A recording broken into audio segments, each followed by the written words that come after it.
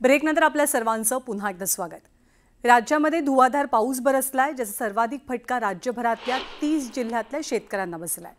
याच पार्श्वभूमीवर कृषी मंत्री दत्तात्रय भरणेंनी आज अतिवृष्टीमुळे झालेल्या शेतीच्या नुकसानीची पाहणी केली। यावेळी त्यांनी शेतकऱ्यांशी संवाद साधत त्यांच्या समस्या जाणून घेतल्या।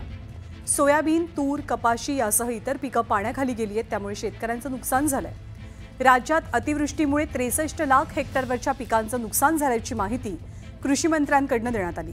तर दिवाळीच्या आधी शेतकऱ्यांना नुकसान भरपाई देऊ असं आश्वासन सुद्धा दत्तात्रय भरणे यांनी दिलंय।